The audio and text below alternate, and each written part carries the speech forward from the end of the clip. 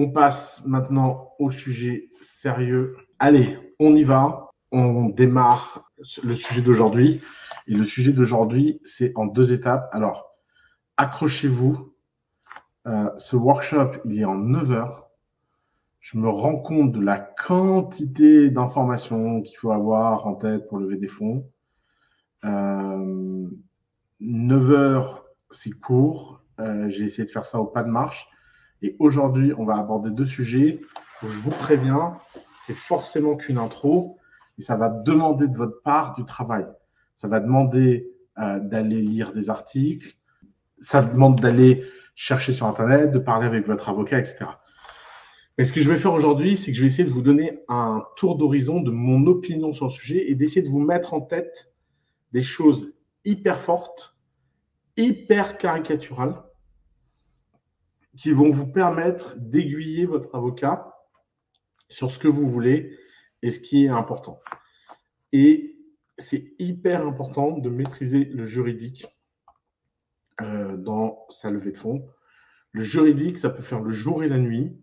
Connaître les clauses qui comptent et choisir son avocat, c'est hyper important. Par contre, les clauses, même si vous travaillez avec les bons avocats, vous avez besoin de comprendre, de maîtriser ce sujet. Le but du jeu, c'est d'être un sachant pour maîtriser la dynamique du tour, pour pouvoir savoir qui choisir, pas simplement sur des questions d'argent, savoir qu'est-ce que vous pouvez négocier, qu'est-ce que vous ne pouvez pas négocier, à quoi faire attention, et est-ce que quand la term sheet est signée, c'est terminé? Évidemment pas.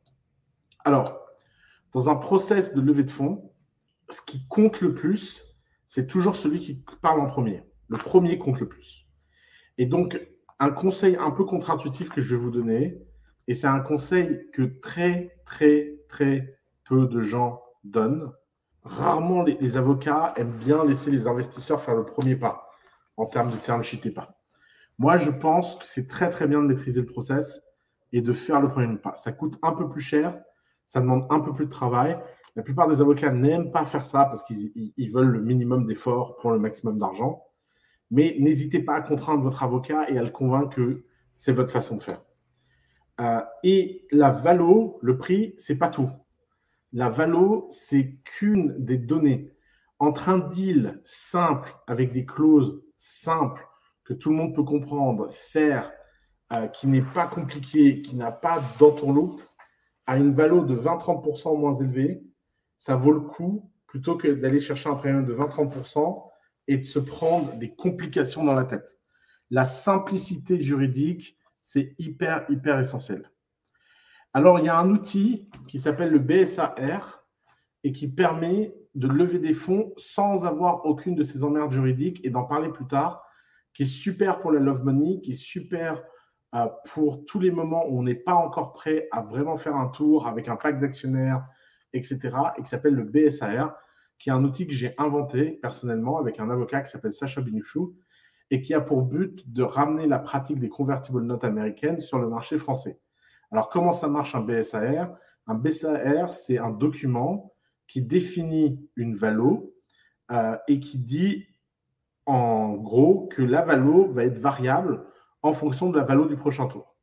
Donc, vous dites aux investisseurs, ma valo, elle est entre temps et temps, il y a un cap et un floor, et qu'au prochain tour de table, il y a une valo, et en fonction de ce qui va se passer dans cette valo, le BSAR va s'activer.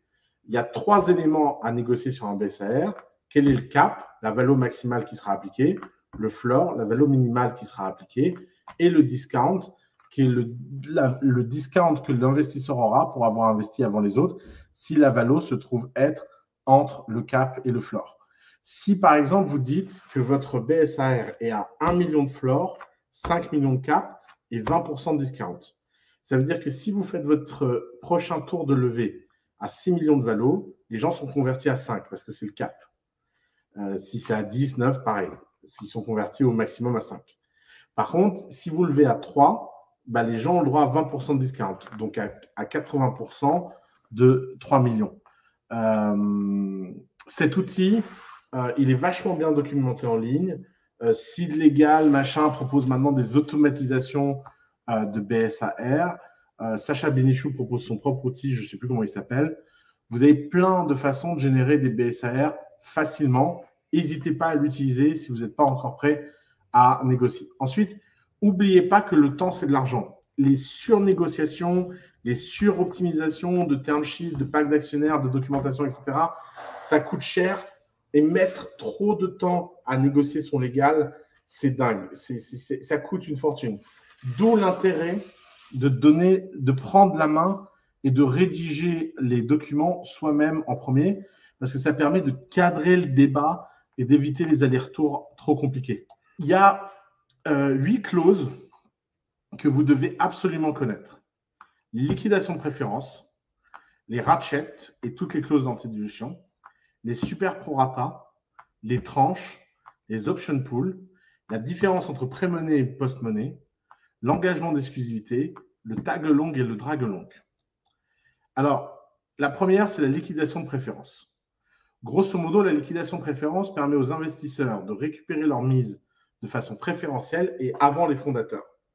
Pour les fondateurs, c'est récupérer des fonds même en cas de revente basse. Alors, qu'est-ce que ça veut dire? Imaginons que vous levez 2 millions à 10 millions de valo. Donc, ça veut dire que les investisseurs ont 20% de votre boîte. OK? 2 millions à 10 millions post-money, ça veut dire que les investisseurs ont 20% de votre boîte. Imaginez que vous vendez votre boîte 5 millions. Normalement, vous vous dites, si je vends ma boîte 5 millions, eh ben, ça veut dire que les investisseurs perdent 1 million. Pourquoi? Parce que 20% de 5 millions, ça fait 1 million. La liquidation de préférence permet à l'investisseur de ne pas perdre ces 2 millions, mais de toucher ces 2 millions avant de faire la répartition de l'argent. Donc, ça marche comment? Ça veut dire que vous vendez votre boîte 5 millions, il y a 2 millions qui vont à l'investisseur, et ensuite, il y a 3 millions qui sont partagés entre tout le monde. Alors, la liquidation de préférence, elle peut être participating ou non-participating. Participating, ça veut dire qu'elle est valable, quel que soit le prix de vente, même si le prix de vente est supérieur à la valeur de la levée.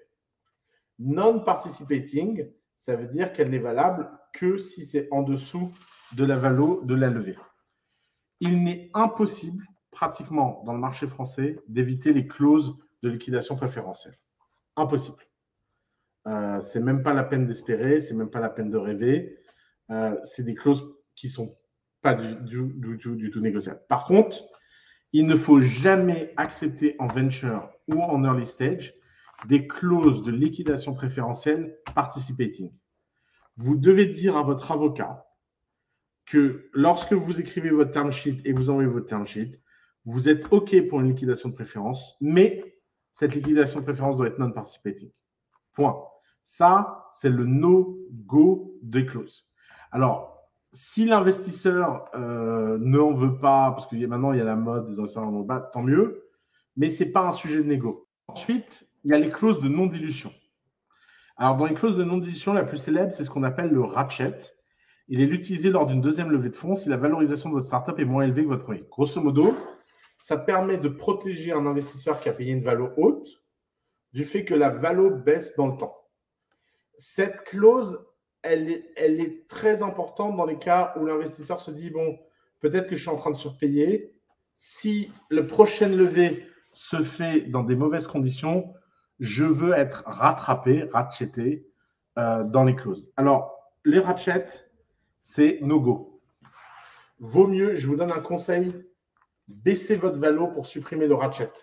Mais n'acceptez jamais les ratchets. Les ratchets peuvent être nucléaires. C'est hyper important de ne pas accepter les ratchets. Ensuite, il y a les clauses d'anti-dilution plus classiques qui permettent aux actionnaires déjà présents d'être prioritaires sur toute nouvelle recherche de financement. Alors ça, c'est ce qu'on appelle une clause neutre.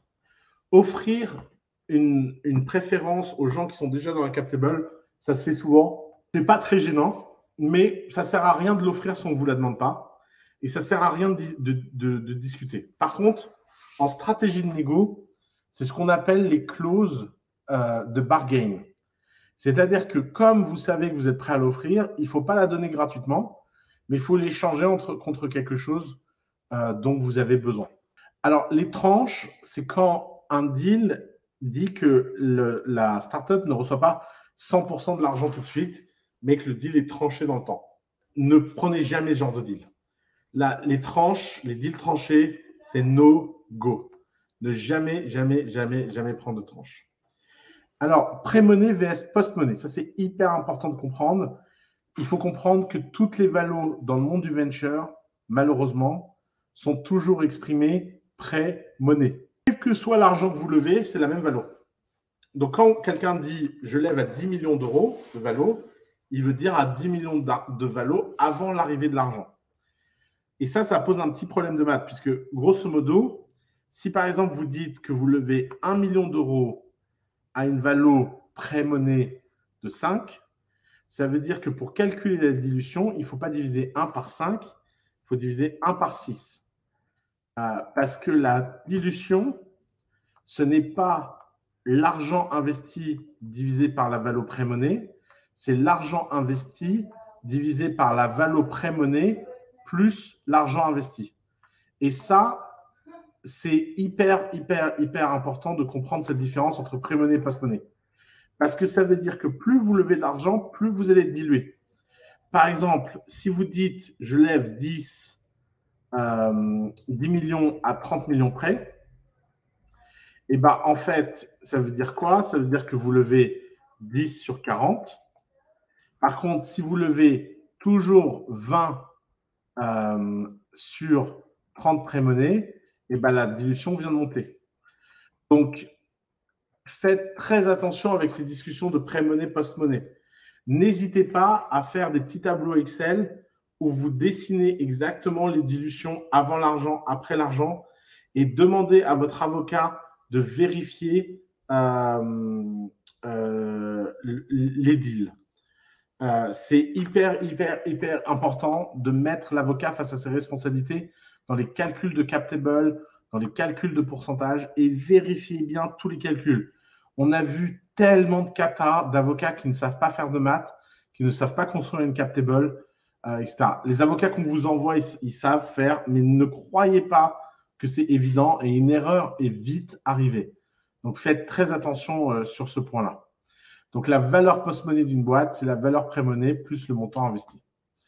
Alors, une clause quasi obligatoire, mais qu'il faut négocier, c'est l'option pool. C'est combien on va donner de pourcentage de la boîte aux employés et dans quelles conditions. Alors, le nom légal des option pools en France, c'est un plan de BSPCE, hyper important à négocier avec l'investisseur immédiatement, de savoir dans quelles conditions vous donnez des actions, à qui vous allez donner des actions, est-ce que vous allez en recevoir ou pas, etc. Là, votre avocat peut être de très bons conseils, il en voit plein. N'hésitez pas à faire confiance à votre avocat sur ce sujet-là, mais parlez du sujet, ne signez jamais un deal dans lequel vous n'avez pas défini clairement l'option pool. Alors, 100% des investisseurs de la place qui sont professionnels vous réclameront un engagement d'exclusivité. Ça veut dire que l'investisseur veut être assuré que votre projet de startup est bel et bien celui qui est prioritaire parmi vos diverses activités. L'exclusivité, c'est non négociable dans le monde du venture. On accepte que les fondateurs aient des grosses parts sans mettre d'argent parce qu'on leur refuse le droit de faire plusieurs choses à la fois. Ça, dès que vous avez un investisseur un peu structuré, un peu professionnel, la clause d'exclusivité est immédiate. Alors maintenant, il y a les clauses de fin de vie des startups. La première, c'est le tag along. C'est l'équipe change et les actionnaires sortir. Ils ont le droit de vous forcer à vendre leur part et d'essayer de trouver un acquéreur. Et en face, il y a le drag along. C'est quand vous voulez vendre la boîte. Ça permet de prendre tous les gens avec vous et de ne pas leur donner le choix de refuser la vente. Hyper important de bien calibrer le drag along. Faites en sorte que le pourcentage pour drag tout le monde, c'est-à-dire emporter les gens avec vous, ait un pourcentage suffisamment bas pour que vous n'ayez pas besoin de l'avis de qui que ce soit si vous voulez vendre votre boîte. C'est hyper important. Et en échange du drag along, en général, on offre un tag along qui est que si vous vendez, les gens ont le droit de venir dans votre offre aussi. Alors, ça, c'est les clauses. Je vais prendre vos questions sur les clauses. Je remonte un petit peu.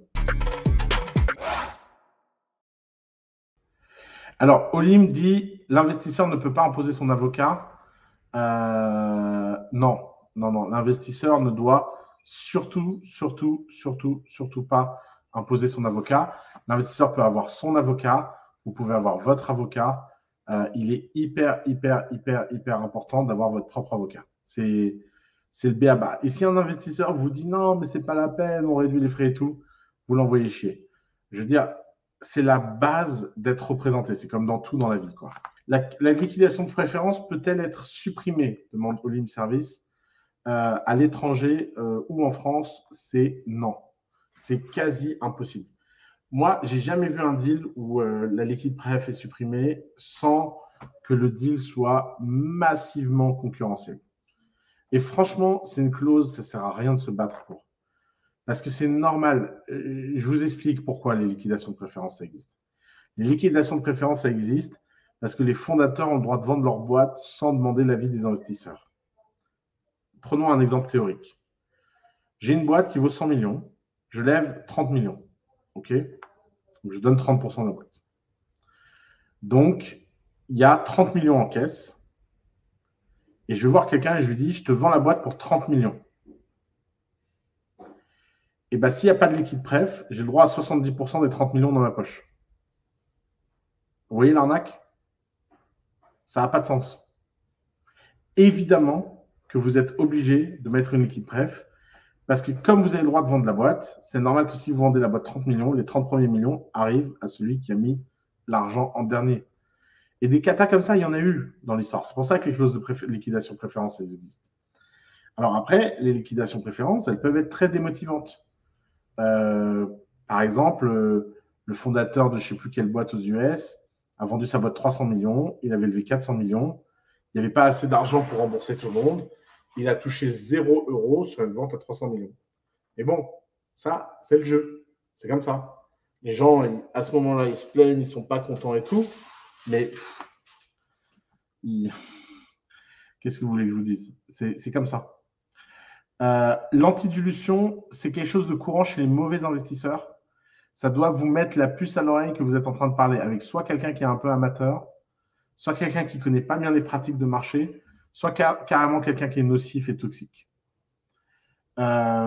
Pourquoi no-go sur les tranches ? Alors, c'est compliqué d'expliquer pourquoi no-go en détail sur les tranches, mais grosso modo, une boîte venture, ça va trop vite pour les clauses de tranches.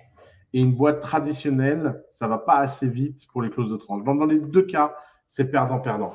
Puisqu'en fait, un deal tranché, c'est essayer de déterminer le futur au présent. Et vous le savez, si vous êtes entrepreneur, que le futur est hyper dur à définir. Donc, ne faites pas la bêtise de faire un deal tranché. Faites-moi confiance là-dessus. Refusez systématiquement les deals tranchés. Autant prendre moins d'argent et renégocier plus tard. Alors, je me demande, c'est quoi les tranches à nouveau ? Je me répète, les tranches, c'est le fait de prendre de l'argent sur plusieurs étapes en fonction des résultats de l'entreprise. Je suis en PLS, je suis désolé. Anis dit, on est d'accord, on a tous fait un mini AVC au moins une fois là. Alors, les BSPCE pour les fondateurs, Bruno, ça n'existe pas à ce stade-là. En général, les fondateurs, ça prend des BSPCE dans les tours beaucoup plus lointains. Si dès le premier tour, tu commences à prendre des BSPCE, c'est qu'il y a un problème. C'est que ta cap table, elle a été très mal calibrée. Et à mon avis, il faut résoudre le problème plutôt que de faire des BSPCE.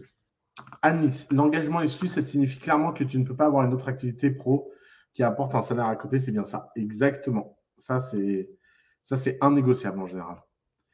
Ça veut dire qu'on ne peut pas avoir une deuxième boîte. Exactement. On peut être actionnaire d'une boîte, mais dirigeant, actif et tout, c'est très dur. Dès qu'on commence à prendre des investisseurs, ils ont tendance à considérer que vous avez besoin d'être à 100% sur votre boîte.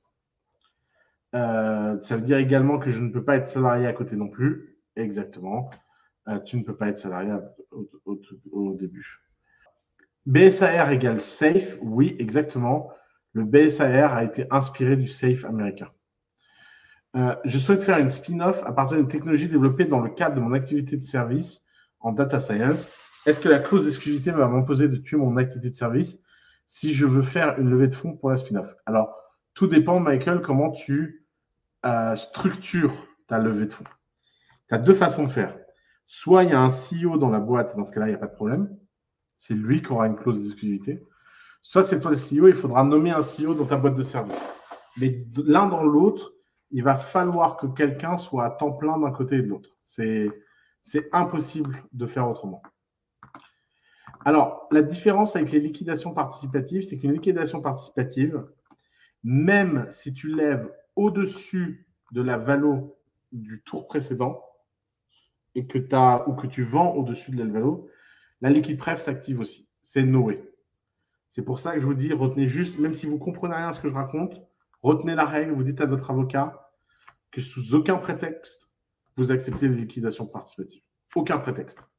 L'investisseur peut exiger que l'équipe fondatrice ne change pas sur une longue durée. Oui, mais ça se négocie, ça. Contrairement aux clauses que je vous ai données, ça, c'est des choses où il y a beaucoup de souplesse traditionnellement et où votre avocat peut faire son travail et vous donner des bons conseils. Alors, Salem, les avocats ont l'habitude de travailler au moment du deal. Et au moment du deal, il y a de l'argent. Donc, c'est un non-sujet. Tu as un forfait avec l'avocat, tu as un investisseur en face. Ça se fait bien, quoi. On était en PLS sur le pré-money et post-money. Facile. Pré-money, c'est l'argent avant l'investissement. Post-money, c'est l'argent après l'investissement. Et la valo, quand elle est post-money, elle inclut l'argent. Quand elle est pré-money, elle est avant l'argent. Facile. Il n'y a rien de compliqué. Exactement. Maxime dit la liquidation de préférence permettrait à un ancien investisseur de ne rien lâcher s'il n'a pas envie pour un second round. Non, ça n'a rien à voir. Ça, c'est les clauses d'anti-dilution qui permettent ça. Mais ça, elles sont à refuser. Mais la liquidation de préférence, c'est vraiment en cas de rachat. Ça ne protège pas les liquidations de préférence des levées de fonds. Qu'est-ce qui caractérise un fondateur? Un salarié de One qui a pris peu de parts en Love Money est-il un fondateur? Un mandataire à temps partiel, un fondateur? Alors, fondateur, ce n'est pas une notion juridique. Hein. Du point de vue juridique et du point de vue du pacte d'actionnaires, la seule chose qui compte, c'est les mandataires sociaux, effectivement. Merci Omar, j'ai oublié les super prorata. Alors, les super prorata, c'est la pire pratique investisseur que vous pouvez trouver sur le marché. Qu'est-ce qu'elle dit? Elle dit que l'investisseur a le droit non seulement de garder sa part, mais en plus d'augmenter sa part au prochain tour en ne faisant pas de place pour les nouveaux investisseurs. Si vous tombez sur des prorata étendus en français ou des super prorata en anglais, vous refusez systématiquement. C'est hyper important.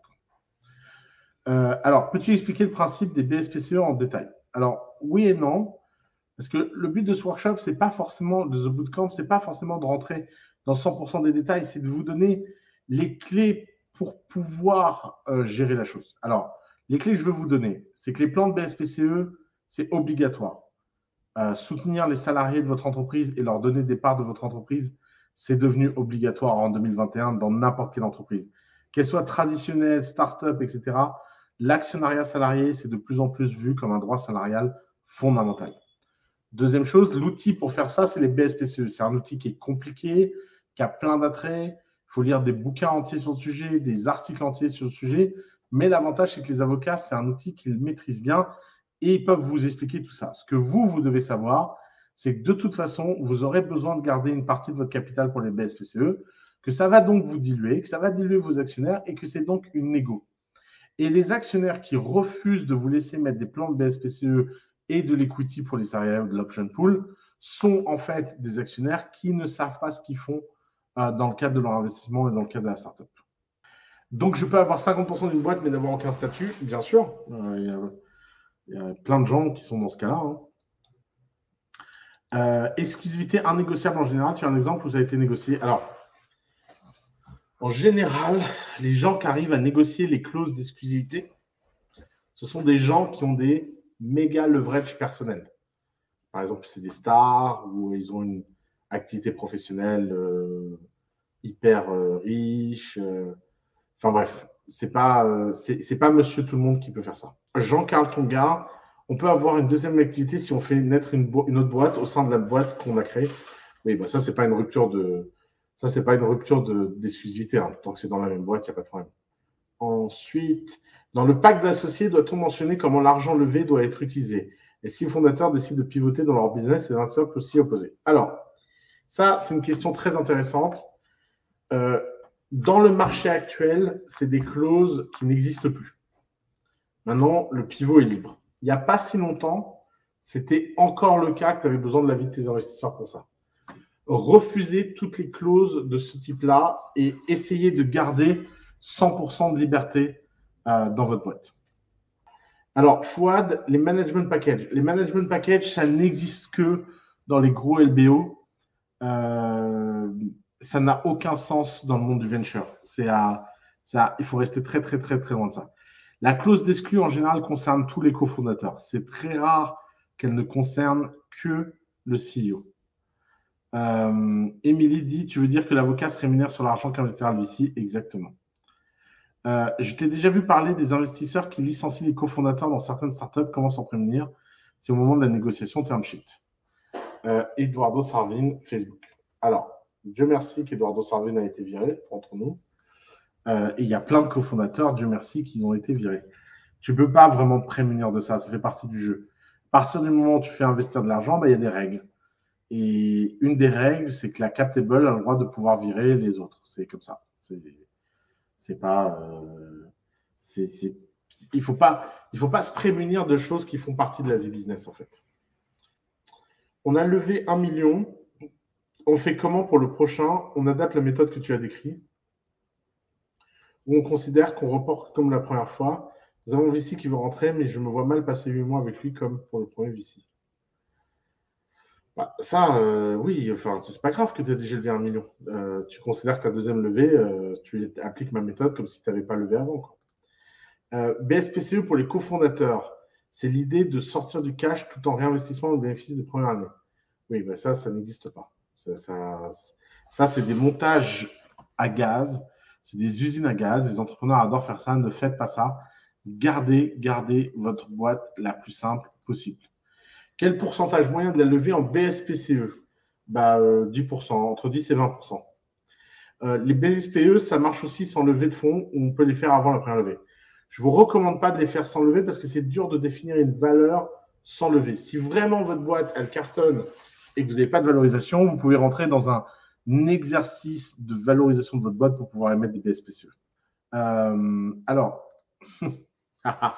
c'est plus facile au début, c'est plus dur à la fin.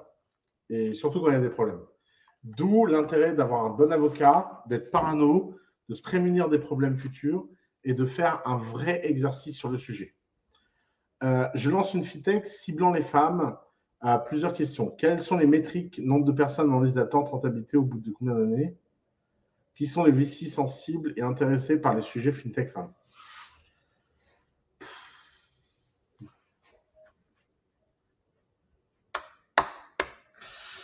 Alors, comment dire? Bon. C'est tout le sujet, en fait, du bootcamp. C'est de ne pas répondre à ces questions, en fait. Le bootcamp, c'est pas 150 sessions de private mentoring où on regarde votre business.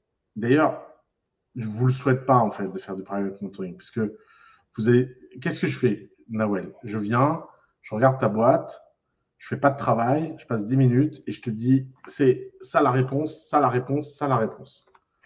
Ou tu écoutes tout ce que j'ai dit et tu fais la méthode et tu fais le travail et tu vas découvrir ces réponses en allant sur Twitter, en allant sur LinkedIn, en faisant tes recherches, en devenant une vraie Sherlock Holmes, en montant ton deck et en allant chercher à la main les réponses à tes questions. Vous voulez trop de raccourcis. Une levée de fonds, c'est du travail. Une levée de fonds, c'est dur. Une levée de fonds, c'est compliqué. Une levée de fonds, ça demande de penser à plein de choses. Une levée de fonds, c'est pas juste un bootcamp de 9 heures. Et évidemment, c'est pas de poser des questions comme ça. Alors, ne prenez rien personnellement, mais sortez une fois pour toutes de cette vue de l'esprit. Il faut comprendre les 3 phases de la levée de fonds. Préparation de la documentation, ça, c'est vous, avec vous-même, avec la clarté, avec vos utilisateurs. C'est un exercice de com, c'est un exercice client. Ensuite, c'est la préparation du terrain dans lequel vous allez jouer. Et ensuite, c'est une méthode qu'on est en train de voir aujourd'hui pour pouvoir closer les gens dans de bonnes conditions juridiques, avec les bons partenaires, en sachant à peu près de quoi ça parle. Et finalement, le juridique, c'est un détail, en fait, par rapport à tout ce qu'on a dit avant. Parce que si vous faites un bon deck et que vous avez une bonne préparation et un bon réseau, le juridique, il viendra normalement de façon standard. Il faut juste connaître les quelques clauses sur lesquelles il faut être un peu alerte. Mais vraiment, j'insiste, privilégier la méthode face au résultat. Par exemple, je vous donne un exemple. Imaginons que vous rentriez de chez vous bourré en voiture et que la conclusion que vous en tirez, c'est que ce n'est pas dangereux de conduire en buvant. Ah non, vous avez eu de la chance de ne pas mourir. Et si vous le faites tous les jours, vous allez finir par mourir. Moi, ce que j'essaie de vous donner, c'est qu'est-ce que vous pouvez faire tous les jours qui finira par avoir un résultat positif, qui n'est ni lié à la chance, ni lié à l'opportunité, ni lié à la rencontre. Ça ne veut pas dire qu'en chemin, vous n'aurez pas de chance. Ça ne veut pas dire qu'en chemin, vous n'aurez pas une opportunité. Et ça ne veut pas dire qu'en chemin, vous n'aurez pas un petit champignon sur la route qui vous donnera un coup d'accélérateur, comme dans Mario Kart. Mais vraiment, le mythe quinri de la levée en 48 heures sans prep, c'est du storytelling. Lol, Salem, oui, c'est du méga storytelling. D'ailleurs, les quinri, c'est les rois du monde en stalking, en préparation et en attaque. C'est vraiment... Moi, dans mon portefeuille, les entrepreneurs américains, c'est les meilleurs en levée de fonds. Alors, je reprends les questions. Une fois la levée réussie, comment se passe la gestion quotidienne de la boîte? Doit-on demander autorisation pour chaque dépense? Les investisseurs peuvent-ils avoir un contrôle quotidien de la gestion des fonds? Non, ça n'arrive pas, ça n'existe pas, et tout le monde s'en fout en fait. BSPCE, peux-tu revenir sur les salariés actionnaires? Quel est le pourcentage moyen à donner pour le premier salarié? 1%, c'est bien. Tu dis qu'il faut se prémunir au max, ok. Est-ce possible que dans les contrats de stipuler que l'investisseur ne sera décisionnaire de rien? Je parle du développement du produit. Je demande ça parce que s'il ne suit pas dans la direction, on fait quoi? Oui. Et ça, franchement, c'est facile de mettre ça. Et ça, il faut en parler avec ton avocat. Il faut garder une grande liberté d'action. Et c'est facile juridiquement de sécuriser votre liberté d'action. Avec ta méthode, quel est le délai moyen pour closer? Entre le moment où vous avez la term sheet et le closing, 3 semaines max. Jusqu'à quand peut-on attendre pour faire sa levée si on veut prioriser le développement de business? Eh bien, le plus loin possible. Hein. La levée de fonds, ça n'a rien d'obligatoire. C'est comme les antibiotiques. Il faut l'utiliser quand on en a besoin. Il faut démarrer quand on en a besoin. Il faut lever ce qu'on peut et ensuite ne plus y repenser jusqu'à la prochaine et de préférence le plus loin possible. Plus vous pouvez développer votre boîte sans levée de fonds, et mieux vous vous porterez. De A à Z, combien de temps en moyenne peut prendre une levée de fonds? Une première levée. Grosso modo, entre 4 semaines et 6 mois. Exclusivité, pas de salaire en parallèle, quitter un CDI, pas de Pôle emploi. On peut demander un salaire dans la levée dans ce cas. Bien sûr. Alors ça, c'est hyper important. La contrepartie de l'exclusivité, c'est que évidemment, vous prenez une partie de l'argent pour vous payer. Comment fonctionne le reporting après la levée? Alors ça fait partie des choses que je vous encourage à définir dans le pacte d'actionnaires le plus tôt possible et de réussir à développer une logique simple et des critères simples pour communiquer avec vos investisseurs. Mais mettez-vous d'accord pendant la lune de miel. Ne vous mettez pas du tout d'accord quand ça ne va pas. Du coup, Oussama, en parlant de closing, j'ai déjà eu l'occasion de me retrouver face à des méga portefeuilles intéressés, voire mal impressionnés. Et puis, hop, réponse, courage, tiens-moi au jus des avancées. Ouais, ça, c'est classique. Le closing, c'est la partie la plus dure. C'est comme tout dans la vie. Il y a les gens, ils peuvent s'exciter, s'enthousiasmer et tout, et il y a un truc qui les gêne. D'ailleurs, la pire histoire que j'ai vécue de ma vie, moi, j'étais jeune et naïf. C'était il y a 10 ans, 11 ans même. C'était ma première levée à 40 millions d'euros. J'étais surexcité. Machin. Et grosse négo. En plus, à l'époque, les termes n'étaient pas standards. 48 heures de négo, les avocats, les machins et tout, tout, tout, tout. Et on est le 29 juillet. Et le lundi, l'investisseur partait en vacances. Et l'entrepreneur, il a eu un petit moment de doute. Et il a dit, bon, bah, c'est très bien, moi, je vais lire tout ça, etc. Et je signe. Et je signe à la rentrée. Et l'investisseur devait revenir une semaine après les vacances. Il se serre la main, il se dit c'est génial, tout ça, comme ça les avocats peuvent finir. Les avocats travaillent un peu en vacances sans être vraiment sous pressure. Et une semaine après, l'investisseur vient et casse le deal. Et pourquoi? Parce que pendant les vacances, il en parle à sa femme, et sa femme le déchauffe complètement. Je ne sais pas pourquoi, je ne sais pas, elle a utilisé le produit, elle n'a pas aimé, elle s'est pris la tronche. Bon, voilà. Fini. Fini. Je ne peux plus rien faire. Quand vous avez un deal qui est chaud, vous le closez immédiatement. Vous n'attendez même pas. Vous n'essayez même pas d'avoir des excuses pour reporter le délai. Et tant qu'il n'est pas closé, dans votre tête, vous vous dites, tout peut arriver. Et j'ai tout vu. J'ai vu, on signe les papiers, on ne fait pas le virement, on ne donne pas de nouvelles. J'ai tout vu. Tout vu. Et vraiment, ça ne marche pas. Des fois, il n'y a pas de chance et il faut faire très, très, très attention à ça. Les VC s'attendent à faire un multiple de quel ordre en grandeur en général? Si on veut lever à une valorisation de 100 millions, quel est le CA raisonnable attendu en FinTech? Alors, il y a 6 mois, c'était 10 millions de CA pour 100 millions de valo. Maintenant, j'ai un investir dans une boîte à 100 millions de valo qui fait 2 millions de CA. Donc, en ce moment, la FinTech, c'est un peu la folie. Après, tout dépend du potentiel. Les VC, maintenant, s'attendent à du 20x minimum. Minimum. S'il n'y a pas 20x de potentiel, c'est-à-dire que s'ils investissent à 100 millions de balles, ils pensent que la boîte peut valoir 2 milliards. Donc c'est hyper important. À quel moment on contacte l'avocat dans le process de levée? Est-ce qu'il va commencer à travailler avec nous dès que ce moment même, s'il est payé en fin de deal? Est-il prêt à prendre le risque qu'on ne close pas? Oui, bah ça c'est le vrai sujet des bons avocats. Il y en a oui, il y en a non, et ça fait partie de la négo. Et ça fait partie de trouver un avocat qui croit en vous et qui pense que forcément il y aura un closing. Sachant qu'on est dans un marché énorme où fixer le montant de la levée, elle pourrait bien être de 1 million ou 2, autant que 10 millions, ou fixer la barre, budget de 18 mois, même quand on fait déjà plusieurs millions de CA. Alors, je répète, quand on fait plusieurs millions de CA, surtout pas. Quand on fait plusieurs millions de CA, on a normalement un bon sens de combien on vaut et il faut faire un jeu de l'offre et de la demande.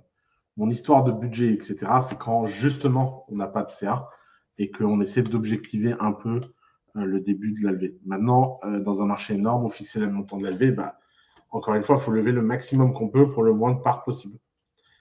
Donc, raisonne à l'envers. Dis-toi, dis aux gens que tu veux bien diluer de 20% et regarde combien ils sont prêts à t'offrir.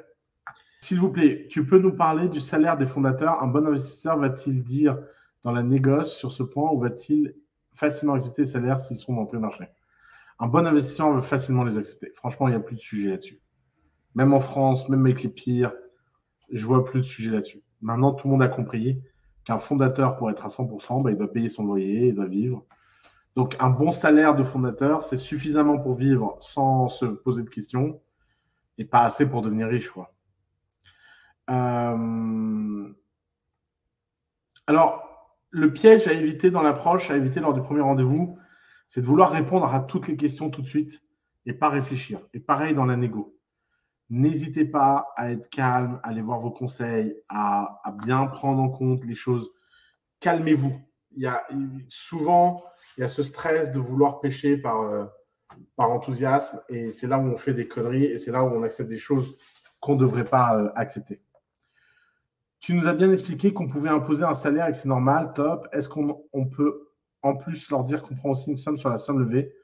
Exemple, tu t'es pas payé pendant 2 ans et tu as épuisé tes économies vu que tu ne payais pas pendant le dev que tu aimerais récupérer. No way. Même pas en rêve.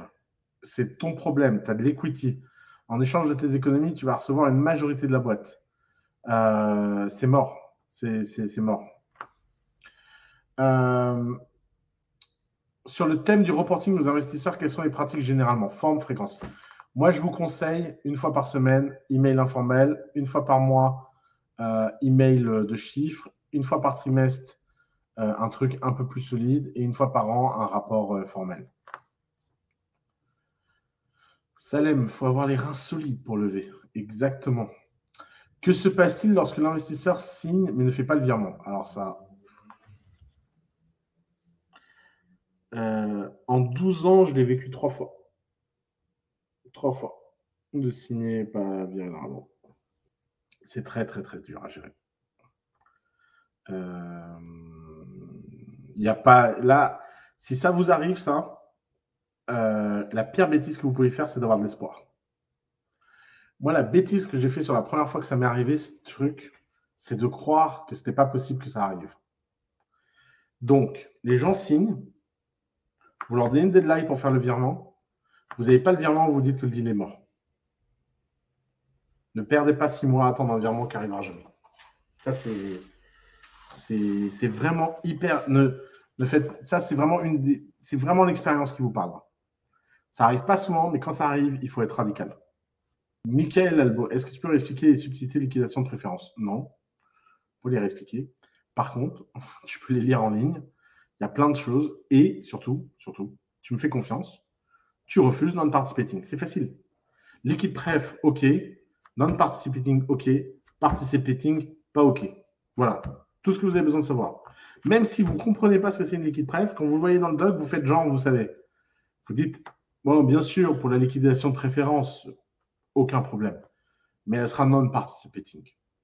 Voilà. Vous n'avez rien compris, c'est pas grave. Vous le dites. C'est hyper important. Faites-moi confiance si tu veux.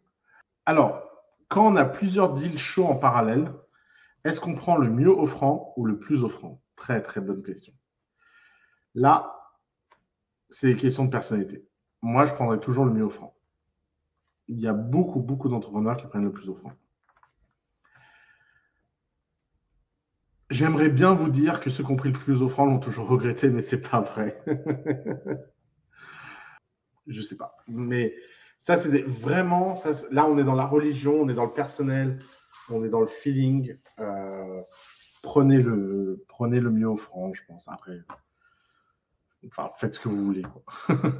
S'il y a déjà un autre acteur qui a levé 10 millions d'euros dans mon secteur et en plus, il est en train de cartonner, est-ce que ça leur refroidit les autres VC? La vérité est que je ne connais pas la taille de ce marché, mais je ne sais pas comment trouver la taille de ce marché. Je ne sais pas où commencer. Est-ce que ça vaut mieux changer de secteur? Notre produit est bon, mais celui de la concurrence, on va forcément mieux. Cela dit, j'aime beaucoup mon secteur. Juan, calme-toi. Fais-toi une tasse de thé et réfléchis calmement à ta situation. Aucune boîte dans le monde n'est morte parce qu'elle a un concurrent. Quand tu vas au supermarché et que tu vois un rayon de paquets de céréales, tu vois bien que tous les paquets de céréales appartiennent à des compagnies différentes et que ces compagnies, elles vivent très bien côte à côte. Donc, en fait, la concurrence, c'est un bon sujet. Est-ce que, par contre, ça va refroidir les VC? Bien sûr. Pourquoi? Parce que vu ton stress, ils vont stresser. Les VC ne sont que la réflexion de ce que tu leur fais croire et de ce que tu crois toi-même. Donc, si tu ignores ta concurrence, que tu es confiant et que tu avances, ils te feront confiance, ils seront confiants.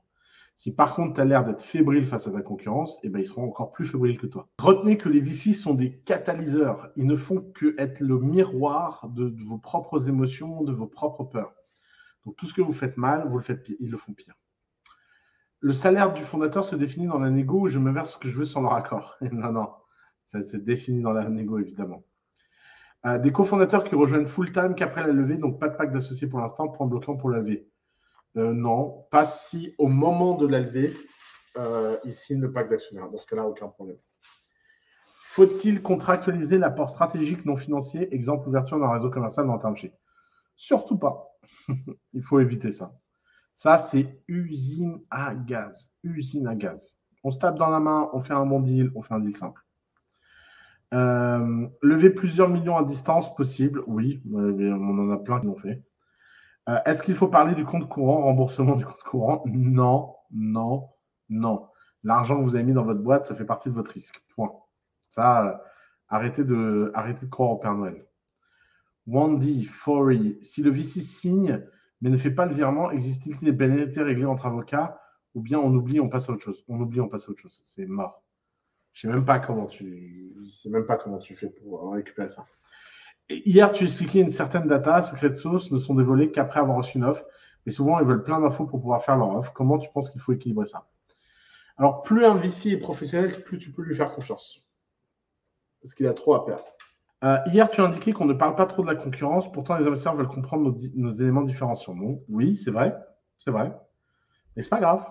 Il faut leur expliquer que ce n'est pas le sujet.